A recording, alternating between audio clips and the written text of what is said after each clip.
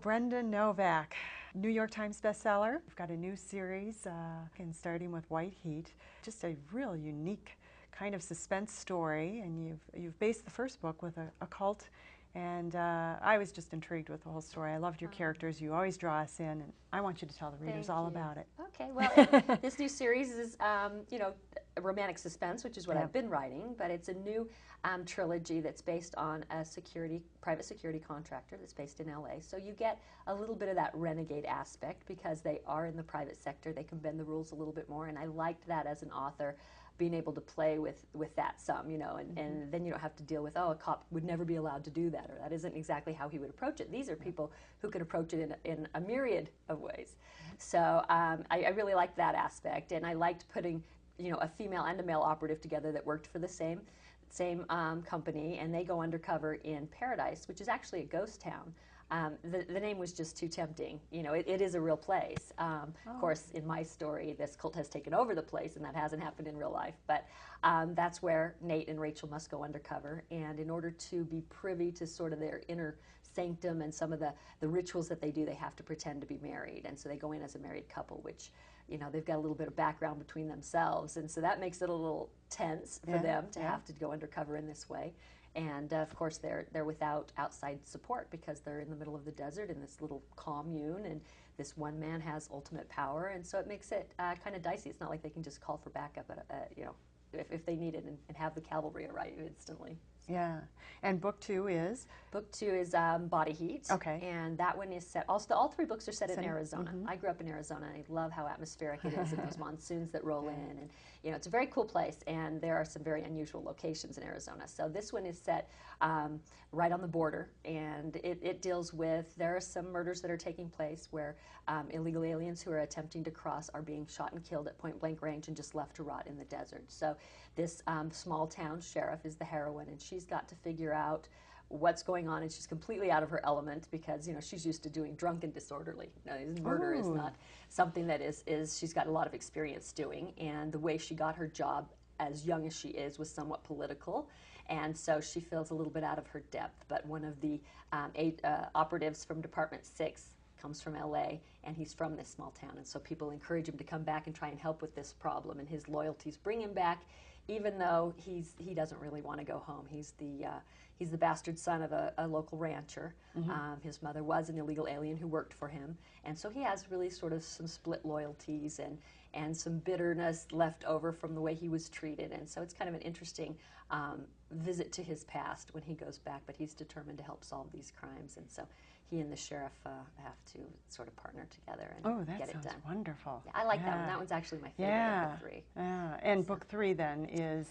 That's called Killer Heat, and that one's set up in Skull Valley. Again, a name that I just was too tempted by. It's a real place. Okay. And so this one, they find a mass grave of all these women who have been killed over a number of years, and they're thinking, how could this be going on? We had no idea.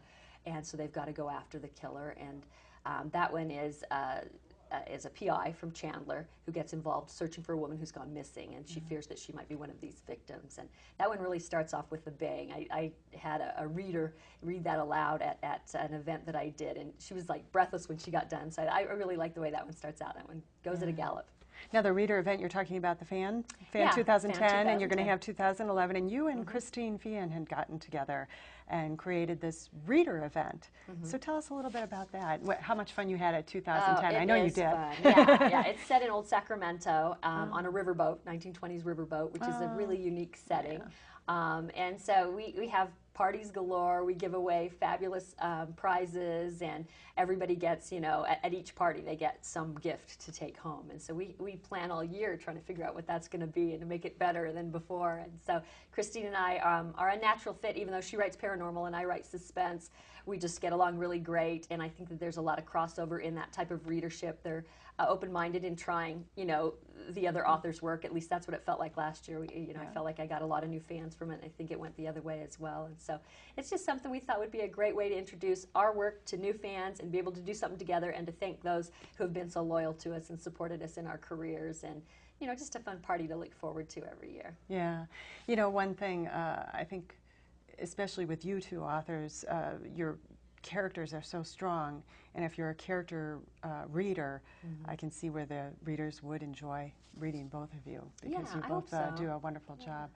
So Brenda, if you were to give advice to an aspiring new author, just one thing, what would it be? Well, I think that everything starts with believing in yourself. So I've been asked that question before, and my answer is always believe. I mean, I think if you do believe, then you'll do whatever's necessary in order to accomplish the goal that you've set out for yourself, whether it's getting published or whether it's hitting a list or whatever aspect of your career you're after. And I think that it does take a lot of behind-the-scenes work, but you have to have that faith. That's what makes it all possible. And as long as you have that, the sky's the limit. And one thing, Brenda, you carry that throughout your life, though. And I'm speaking to the Diabetes Foundation. You've done such a wonderful job bringing awareness to the disease and also raising money. Tell the viewers a little bit about what you've done. I think it's remarkable. This is an exciting year for us because ever since my son was diagnosed 8 years ago, I had a dream of raising $1 million to fight this disease. And I had no idea how I was going to do that. I had 5 little kids at home. I was just launching a writing career. It seemed overwhelming. And yet it was always on my mind, always searching, what could I do, what could I do? And I couldn't come up with that idea that I needed, like the vehicle. And then all of a sudden it dawned on me as I was attending another fundraiser that, I realized everybody has to come to a certain location. You got to feed them all. It's tough to do these in-person fundraisers. And all of a sudden it hit me, I've got all this traffic I've already established at my website. What if I do an online fundraiser that would invite my fans and industry professionals like yourself, who's been so good to support it, to get involved? And the first year we raised $35,000, which sounded huge then. Now it sounds paltry, but it told me that it worked. And so it was like a snowball. I just started it small and just kept rolling and rolling, and it grew. I mean, it doubled the next year, and it doubled the next year. And even in this recession, when most fundraisers are really languishing, and a lot of charities, are suffering because it's hard to get donations when people are worried about basics. But we've been very fortunate. We've set a new record every year, and this last May we broke that $1 million mark. So, yay! Congratulations! Big celebration. That's very exciting. In my heart. Yeah.